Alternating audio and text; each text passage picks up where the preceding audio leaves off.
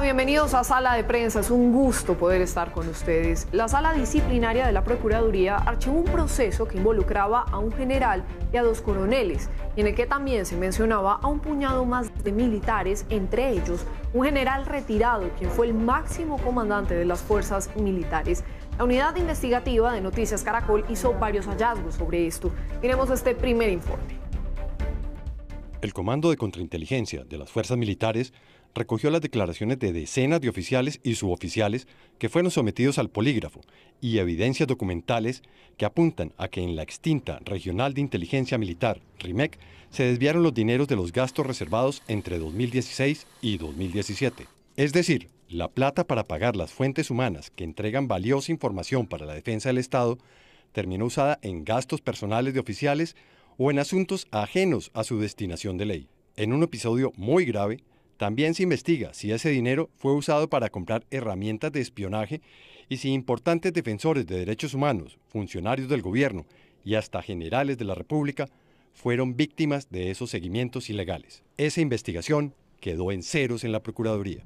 Uno de los interrogados de más alto rango fue el coronel Francisco Rodríguez Piramanrique, jefe de la RIMEC entre 2015 y 2016. Entre otras cosas, el alto oficial aseguró que le entregó de forma irregular dinero de gastos reservados al general retirado Martín Nieto, quien hasta 2017 fue comandante de la Jefatura de Inteligencia y Contrainteligencia Militar Conjunta de las Fuerzas Militares. Mi general estaba llevando en esa época La Habana, eso era una aspiradora de plata.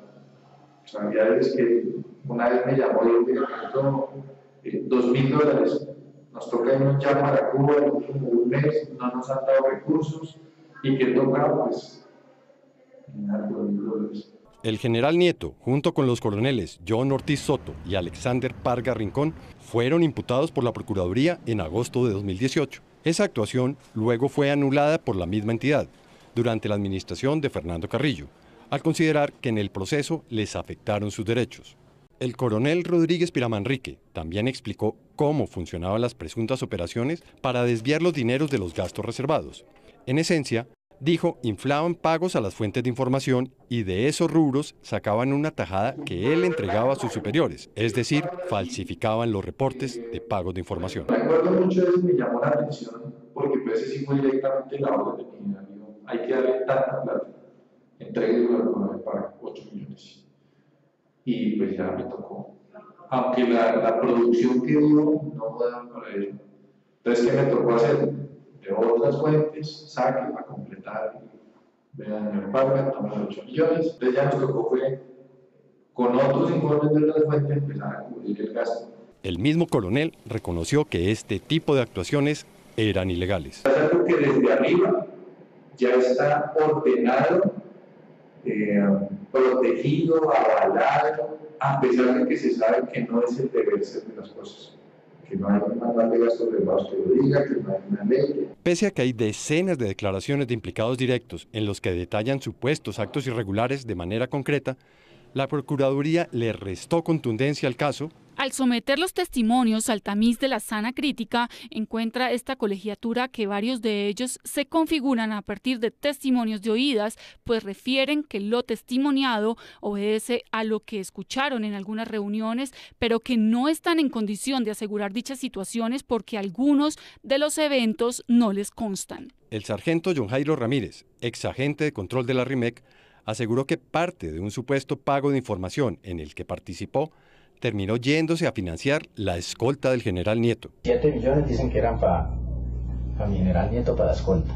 ¿Sí? Que 4 millones para no equipo de madre y 6 que para no, pues más o menos se volvían como 10, 12 millones. Y explicó que se reportó un pago inflado a una fuente de información para obtener el dinero que debían devolver. Otra de las razones expuestas por la Procuraduría para cerrar el caso es que al parecer no había evidencia suficiente para cuantificar los montos de los dineros desviados. No se concretó a ciencia cierta cuál fue la cuantía de los dineros desviados y apropiados de tal manera que fuera posible determinar un posible detrimento patrimonial. Sin embargo, varios agentes de inteligencia hicieron cuentas de los dineros que sacaron de los gastos reservados. Una de ellas fue la teniente Diana Rey Morales, entonces comandante de la compañía Huila de la RIMEC, quien contabilizó mes a mes los millones que devolvió a sus superiores durante 2017. En marzo, abril, en mayo póngale 40, en el otro 50, en julio sí, 55. Por su parte, el coronel Rodríguez Piramanrique hizo cuentas del dinero que le entregó al J2, es decir, a la Dirección de Inteligencia a cargo del general Nieto. También habló de 2 entregas al general Juan Pablo Rodríguez, quien fue comandante de las fuerzas militares entre 2014 y 2017. Esto fue durante todo el tiempo, o sea que estamos diciendo que mensualmente eran 10 millones de pesos. O sea que se pudo en un aproximado, porque uno fue más, otro fue menos. Entonces podemos decir que en esos menos 180 millones de pesos lo que se les suministró allá a ellos. Y en 2 ocasiones a mi Rodríguez, sí, también. Una de cuántos? Una de 5 millones, otra, creo que fue como 3. Una de las declaraciones más graves de los mismos militares es que para justificar el dinero de los gastos reservados se habrían inventado fuentes falsas que supuestamente recibían los pagos. El sargento Andrús Galindo Orjuela narró uno de estos episodios, protagonizado por un ex capitán que decía tener contactos claves con militares venezolanos. Llegó con eso, con una historia asombrosa que no sé por qué se la creyeron, si es que no, estos niveles de la inteligencia tan buenos no dan tanto. Supuestamente tenía permiso en la ruta Cali-Bogotá en un expreso bolivariano, se le sentó al lado una mujer y después de crear confianza con ella le dijo que ella era hija de un integrante de la Guardia Nacional Bolivariana de Venezuela y que quería vender la información a Colombia, porque él era, supuestamente, era el webmaster del CEO, del Comando Estratégico Operacional en el Fuerte Tino, supuestamente. Después de eso, bueno, se hicieron unas entregas de información, pues obviamente el Comando General evaluaba la información y veía que era oportuna y que servía para las actualizaciones de las hipótesis a Colombia. Por eso se le generaron los pagos, etcétera, etcétera. Bueno, supuestamente, como dice ahí, iba a entregar, o entregó un plan llamado Centauro Negro, que es un plan de los venezolanos, un plan militar. Y ahí comenzaron como las dudas. Finalmente, tras recibir pagos, el ex capitán fue descubierto. Entonces ordenó que le hiciera yo una ingeniería social para confirmar o desvirtuar que existiera la fuente. Después de menos de un mes se pudo confirmar que la fuente no existía. El mismo sargento explicó que uno de los modos de desviar recursos era presentando información obtenida en Internet como si la hubieran entregado fuentes humanas a las que había que pagarles. Entonces hay unos señores que se inventan todas las historias asombrosas, que conocen el modus operandi, que conocen o contactan comunidades de hackers, sacan la información y maquillan un pasquín para que firme o para que todo tenga la trazabilidad y el expediente exista. O sea, en papeles existe la fuente, pero realmente no existe. Algo similar contó el sargento John Jairo Ramírez. Como no había fuentes casi humanas, sino por ahí 2 o 3 huevones raspachines, es que hacían, cogían la información, lo que pues sacaban de saqueo, le decían, tome Villavicencio, tome Neiva y tome Cristo. Hermanos, saquen lo que sirva de ahí y busquen la fuente y metan a las fuentes y legalicen los recursos. Y hay un segundo capítulo relacionado con una supuesta compra de equipos para actividades de inteligencia en una reconocida feria de tecnología en Estados Unidos. Esta es la historia. El viaje de 3 agentes de inteligencia a Las Vegas, Estados Unidos, en julio de 2017, fue una de las piezas claves de la investigación de la contrainteligencia militar. Allá asistieron a la DEFCON, una de las ferias de hackers y expertos informáticos más importantes del mundo, y habrían comprado herramientas de espionaje. La Procuraduría, sin embargo, no encontró nada. En relación con el pago de un viaje a Las Vegas de integrantes de la compañía Huila a DEFCON a fin de recibir capacitación en los Estados Unidos, no obran pruebas que acrediten dicho viaje, tales como las comisiones para salir del país, compra de tiquetes aéreos, fechas de viaje, lugares de destino y exactamente quiénes lo realizaron, el registro de migración, las anotaciones en pasaportes, etc. Lo incomprensible es que la investigación de contrainteligencia, entregada a la Procuraduría, incluye las confesiones de al menos 2 de los 3 agentes de inteligencia que fueron a Las Vegas y contaron los detalles del viaje. Intente, ¿cuándo viajan ustedes a dónde es? A Las Vegas. En julio, la última semana de julio. ¿Sí? ¿Qué les tocó hacer a Las Vegas? Fuimos a un congreso de informática. En otra sesión de la entrevista, la teniente Rey, comandante de la compañía Huila, también reconoció que recibieron dinero de su unidad militar para comprar los aparatos de espionaje. ¿Cuánta plata les dieron a ustedes para irse para allá? No me acuerdo. Como... Un aproximado, más o menos, de cuánta plata. Unos 20 millones, creo. 20 millones. Creo. ¿Para todos o para cada uno? Para todos, para todos. Para todo, para las herramientas, para el hospedaje, para la comida, por si sobraba, pues, ¿sí? Gastos fortuitos que llaman. Ajá. Eso. 20 millones. De esos 20 millones, ¿cuánto invirtieron en lo que compraron, los elementos electrónicos que compraron? Como 10 millones de pesos. De la misma manera, como no encontró evidencias del viaje, la Procuraduría dijo que tampoco hay pruebas suficientes de la adquisición de equipos de espionaje. En tal sentido, no fue posible determinar en qué forma se pagó y cuáles fueron las capacitaciones recibidas por la compañía Huila, menos aún existe prueba de la clase y existencia de los equipos o software presuntamente adquiridos para dicha compañía. Pero los mismos agentes de la compañía Huila reconocieron haber comprado los equipos. Así lo dijo el sargento Daniel Henao Marín, uno de los viajeros, quien según varias versiones era muy cercano al general Juan Pablo Rodríguez Barragán. ¿A qué fueron ustedes a Las Vegas? Pues más como un evento de hacking. ¿Cómo se llama? DEFCON 25. Es un evento de seguridad de información muy fuerte. Y segundo les dio no era adquirir herramientas, porque ya adquieren herramientas a bajo costo. Para eso compraron las pinas Apple. Las pinas, para eso son las pinas. ¿Y ya las saben manejar todavía no? Yo las pinas las sé manejar hace mucho rato. Por su parte, otro sargento también dijo que tuvo acceso a los equipos de espionaje comprados en Las Vegas durante las capacitaciones de la compañía y explicó su funcionamiento. Esa piña trae 6 antenas, eso tiene, la que ellos trajeron tenía un cubrimiento creo que 5 kilómetros en este mal. Y pues ellos la sitúan, se pega de la red y al pegarse de la red, ella desvía todo el tráfico y lo pasa por la memoria de ellos. Y todo lo que pasa de su celular y todo queda empacado en la piña que se llama. Además de la compra de aparatos, en el expediente hay declaraciones sobre presuntas actividades de seguimientos informáticos a objetivos ilegítimos. Según los militares, una de las víctimas podría haber sido José Miguel Vivanco, director para las Américas de la Organización de Derechos Humanos Human Rights Watch, quien a mediados de 2017 publicó trinos sobre falsos positivos y la posible acción de la Corte Penal Internacional en esos casos.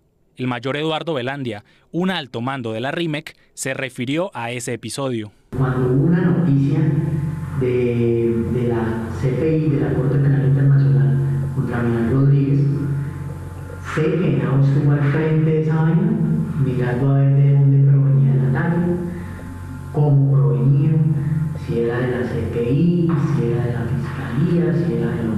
Sé que eso fue así, porque ese muchacho me lo dijo. Cuando me lo dice, pues no hablaría yo no decírselo a usted.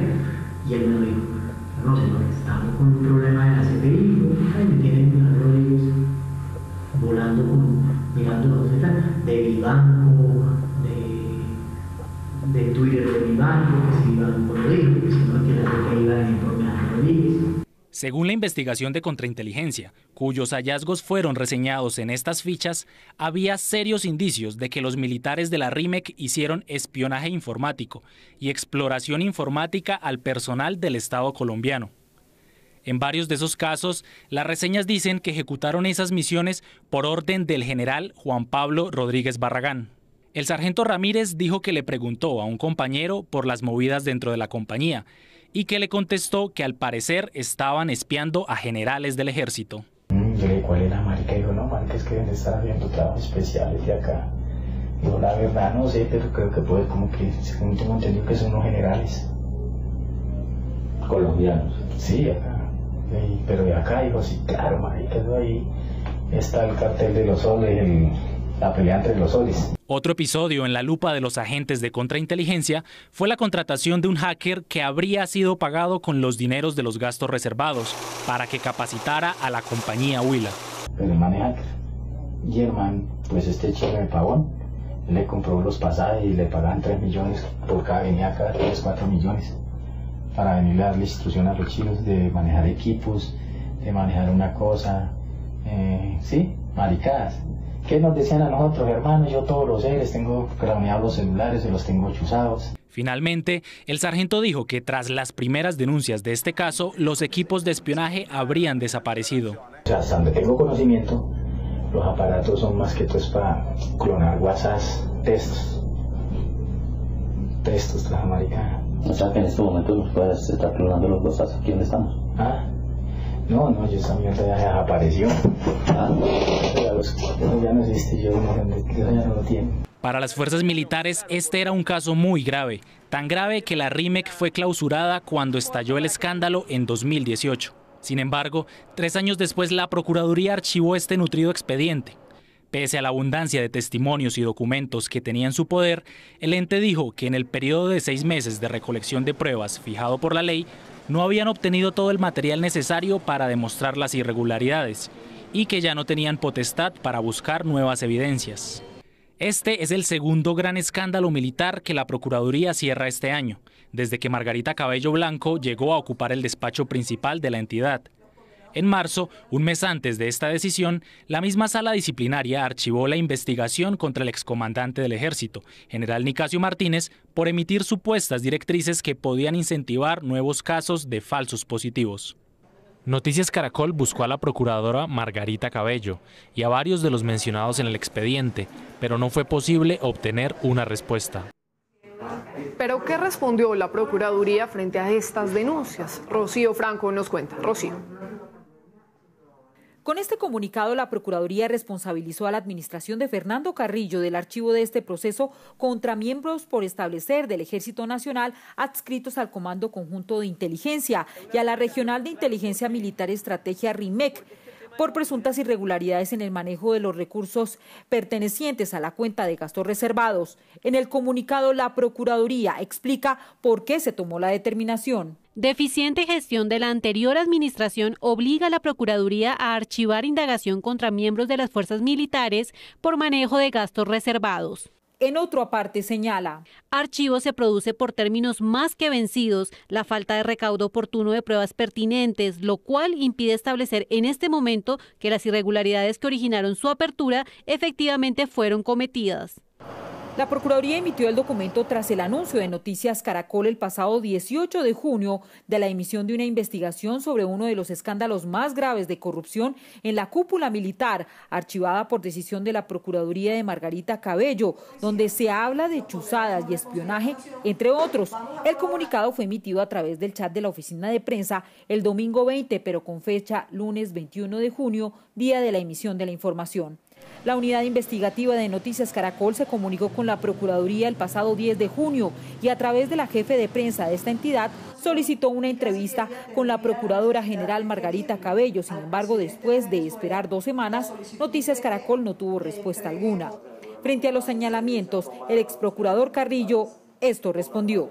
No es cierto, por tanto, como se afirma en el comunicado de la Procuradora Cabello, que existan grandes falencias investigativas encontradas por su administración y que la única decisión jurídica procedente fuera el archivo de la actuación. Señala además que con las mismas pruebas se había decretado anteriormente el inicio de juicio disciplinario en el asunto. Pues para conocer detalles de esta investigación hemos invitado a Ricardo Calderón y también a Jaime Flores de la Unidad Investigativa de Noticias Caracol. Bienvenido, Ricardo, ¿cómo está? ¿Cómo estás? Y también está con nosotros Jaime, la bienvenida también para usted.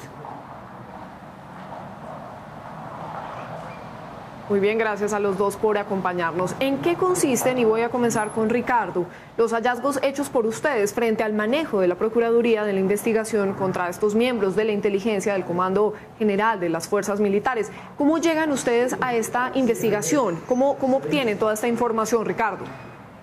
Juanita, hace varias semanas, a comienzos de mayo, una fuente nos informa que la Procuraduría ha archivado este expediente y que hay algunas irregularidades. Tuvimos acceso al expediente y comenzamos a revisar pieza por pieza cada uno de los elementos que había en esta investigación.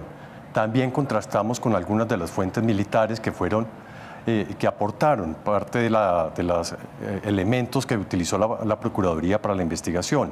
Duramos varias semanas contrastando la información, que era bastante nutrida, poco más de 4 gigas de información y más de 500 folios, un poco más de 60 CDs con declaraciones de más de 30 personas. Al hacer el cruce de toda esta información con los argumentos que tenía la Procuraduría en el archivo, llegamos a la conclusión de que había algunos elementos que no habían sido posiblemente bien valorados por la Procuraduría en el archivo. Había declaraciones bastante contundentes sobre los delitos que presuntamente se habrían cometido por parte de los militares, y esto fue lo que terminó desencadenando la investigación que publicamos en la emisión del día de hoy. Y así las cosas, ¿quiénes son o eran los investigados? Jaime, se habla de un general retirado también. Juanita, la Procuraduría hacia 2018 había abierto un pliego de cargos contra el general Martín Nieto, quien fue jefe de inteligencia y contrainteligencia, y también contra 2 coroneles, los coroneles Parga y Ortiz, que fueron altos mandos de la RIMEC, la unidad militar que está cuestionada en medio de este escándalo. Sin embargo, era mucho más larga la lista de militares involucrados. En los testimonios que son claves de esta investigación, varios militares mencionaron, por ejemplo, como persona que recibió dineros de gastos reservados, al general Juan Pablo Rodríguez Barragán, quien fue comandante de las fuerzas militares entre 2017 y 2018. Era una cadena bastante amplia entonces. Ricardo, ¿por qué la Procuraduría de Fernando Carrillo les abre esta investigación? ¿Cuál es como ese detonante? Esta investigación realmente nace del interior de las propias fuerzas militares. La dirección del Comando de Contrainteligencia comenzó a recibir información muy preocupante y arrancan una investigación bastante larga que involucró a más de 20 oficiales investigadores que comenzaron a cruzar una serie de denuncias. Hicieron análisis financieros, entrevistas, polígrafos, y apenas tuvieron como una certeza de que había una serie de delitos, pasaron todo ese expediente, que como te digo es bastante robusto, a la Procuraduría y también a la Fiscalía. Esto nace, que es muy meritorio, del interior de las propias fuerzas militares, y pasan todo el expediente a la Procuraduría. Y es así como comienza entonces toda esta investigación. Jaime, estamos hablando de gastos reservados. ¿Qué pasó y de cuánto se trata? Digamos, lo que veíamos también en estos informes es que se falsificaban los montos, se inflaban las cifras. ¿Cómo es que se va dando como toda esta articulación? Bueno, lo que hacen algunos militares de la Regional de Inteligencia Estratégica es que reportan falsas fuentes de información. Es decir, dicen, por ejemplo, que consiguieron un militar venezolano que les está entregando información clave para Colombia, pero realmente esta información la consiguen de Internet o de hackeos incluso. Entonces presentan esta información como proveniente de fuentes humanas a quienes hay que pagarles, digamos, una recompensa, y así es de esta manera que legalizan estos gastos que realmente iban a parar, según muchos de los militares que declararon, a los gastos personales de algunos jefes de las fuerzas militares. Aunque no hay un monto preciso, varios de los jefes de las unidades, por ejemplo, el coronel Pira Manrique, habla de 180 millones de pesos que le habría entregado a lo largo de un año a sus superiores en la, digamos, comandancia de la inteligencia militar. Claro, cada uno de ellos iba quedando, como quien dice, con una parte, con una porción de esos dineros, la famosa tajada, como también se conoce. La Procuraduría de Margarita Cabello, ¿por qué cerró esta investigación, Ricardo? ¿Por qué la cierra? El argumento que ha dado la Procuradora Cabello es que cuando ellos asumen la dirección de la Procuraduría a comienzos de este año, ya no tenían posibilidades de practicar nuevas pruebas. Ese es uno de los argumentos más polémicos justamente hoy. Ella dice que solo tenían 6 meses aproximadamente para practicar pruebas y que cuando ellos llegan a la Procuraduría ya habían pasado ese término. Por lo tanto, por ley, según ellos, no podían practicar nuevas pruebas. Lo que es bastante curioso es que todo el arsenal de pruebas que habían pasado los propios militares estaba dentro de la propia Procuraduría. Sin embargo, ella decidió archivar el caso con ese argumento. Claro, eso es lo que no se logra entender y explicar todavía. Jaime, el otro argumento de la Procuraduría, que lo veíamos también en otro informe, es que no estaba cuantificado el monto de los dineros desviados. ¿Eso es así? Usted me acaba de dar una cifra, por ejemplo, de 180 millones. Realmente hay varios, digamos, oficiales que entregan cuentas muy detalladas del dinero que le entregaron a sus superiores. Hay una teniente que dice mes a mes la cantidad de dinero que le entregó a lo largo de un año, de 2017, a sus superiores. Más o menos ella habla de cada mes de 40, 50, 60 millones de pesos. Y como ya lo habíamos comentado, también el coronel Rodríguez Pira Manrique habló de 180 millones de pesos que le entregó a sus superiores durante también el plazo de un año. Y otro de esos capítulos de estas presuntas irregularidades es la compra de equipos para hacer interceptaciones o inteligencia en una feria de tecnología en Las Vegas, en Estados Unidos. Profundicemos en eso, Jaime. Juanita, pues este es un episodio clave en todo este escándalo. Hacia julio de 2017, 3 agentes de la RIMEC viajan a Las Vegas, Estados Unidos, a la DEFCON, que es una de las ferias de tecnología más importantes del mundo. Allí también hay un componente especializado en informática y también en hackeo, y allí adquieren elementos, especialmente unos aparatos conocidos como piñas, que sirven para hacer espionaje. Invierten alrededor de 10 millones de pesos, según las mismas confesiones de los agentes que viajaron a Las Vegas, y estos elementos son los que se investigaban si fueron usados para espiar ilegalmente a generales, a defensores de derechos humanos, incluso a miembros del alto gobierno colombiano, Juanita. Ricardo, pero ¿se logra comprobar esa compra y la inducción para el manejo de todos estos equipos? Incluso en los informes se habla de que después desaparecieron, que ya no existen. Efectivamente, varios de los militares que incluso estuvieron en Las Vegas y que participaron y compraron en Las Vegas varios de esos equipos de interceptación, confesaron ante la contrainteligencia militar, y de esas declaraciones sobran también dentro del expediente que tenía la Procuraduría. O sea, hay confesiones de primera mano de quiénes fueron los que compraron, cómo lo compraron y para qué estaban comprando esos equipos de interceptación. Y también cómo los utilizaron y cuáles eran algunos de los blancos y por orden de quién. Todo eso estaba dentro del expediente archivado por la Procuraduría. Es decir, todo eso estaba allí constatado. Jaime, ustedes además registran unas supuestas interceptaciones ilegales a reconocidas personalidades, ¿como quiénes, por ejemplo? Una de las personas que se mencionan con nombre propio en este expediente por algunas de las fuentes que fueron interrogadas por la contrainteligencia es José Miguel Vivanco, el reconocido director para las Américas de Human Rights Watch, una de las organizaciones de defensoras de derechos humanos más importantes del continente. Pero también varios militares dicen que se estaba espiando a generales y a miembros del alto gobierno, aunque no precisan nombres propios. Allí en el expediente contrainteligencia militar lleva el registro de que este espionaje de personalidades habría sido muy amplio. Y además hay un punto también importante ahí, y es la contratación de un supuesto hacker. Ricardo, ¿esto cómo es? Efectivamente, varios de los militares que participaron en todo este tipo de operaciones confiesan ante la propia contrainteligencia militar, y hace parte del expediente, que ellos sacaban un rubro mensual de gastos reservados, lo desviaban para entregárselo a un ingeniero de una reconocida empresa de comunicaciones, a quien traían de una ciudad hacia Bogotá para capacitar a los militares en el manejo de estos equipos de interceptación. Todo esto lo declararon varios de los militares ante la contrainteligencia y está en el archivo de la Procuraduría. Y está también incluido ahí en ese expediente. Jaime, ¿qué pasó con la RIMEC, con esta unidad de inteligencia involucrada en todos estos hechos? Juanita, cuando este escándalo salió a la luz pública alrededor de 2018 por publicaciones periodísticas, la RIMEC fue clausurada por decisión del mismo Ministerio de Defensa ante las graves denuncias de lo que allí dentro estaba sucediendo. Ricardo, y ya para ir terminando, esto también quiero que me lo responda Jaime, ¿cuáles son las conclusiones de la contrainteligencia sobre estos hechos? ¿Qué podemos esperar entonces que pase?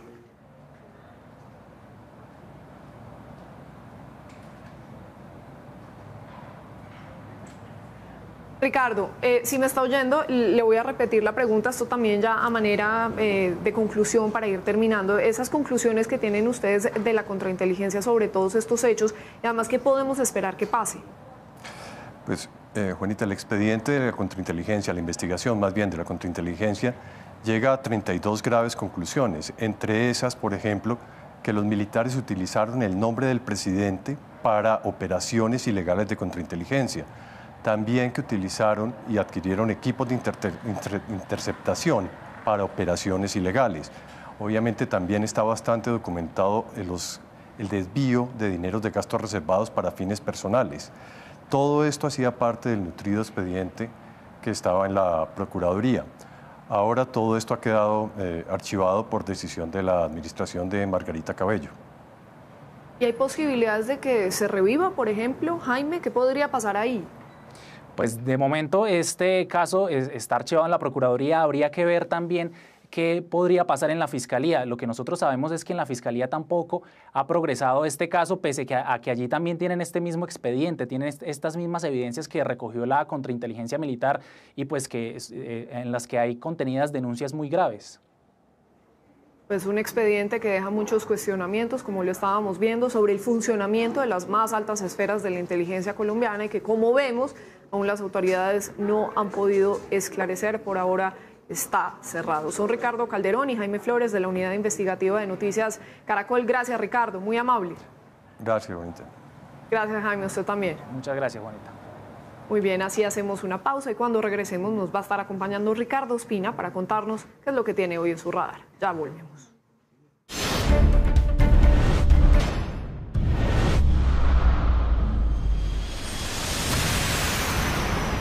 Seguimos en Sala de Prensa. Ahora saludamos a Ricardo Ospina, el director de los servicios informativos de Blue Radio, que nos cuenta qué es lo que tiene hoy en su radar. Ricardo.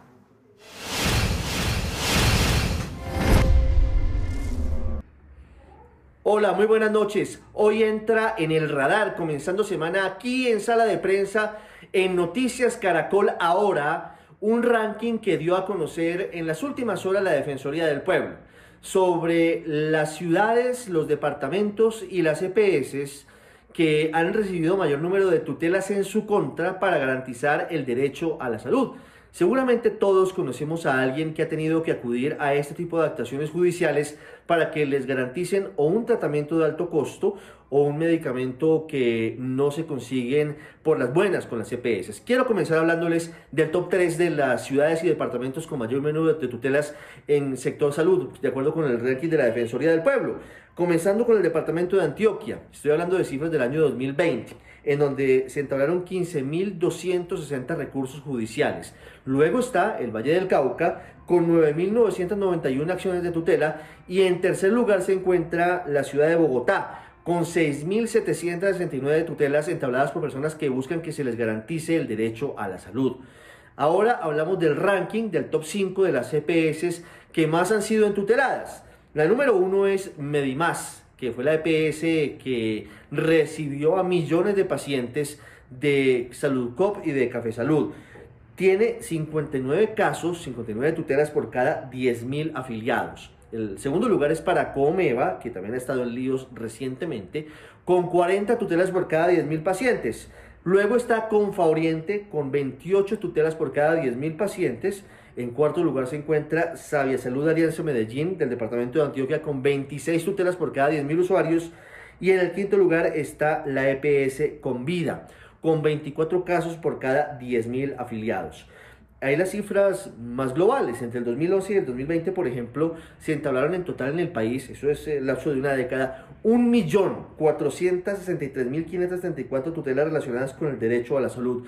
Ante este panorama, el defensor del pueblo, Carlos Camargo, hizo un llamado a la Secretaría de Salud y a las EPS para que garanticen los derechos de millones de pacientes en Colombia, que siguen siendo vulnerados y que tienen en la acción de tutela el único mecanismo para garantizar este tipo de tratamientos, algo que, en su opinión, es inaceptable.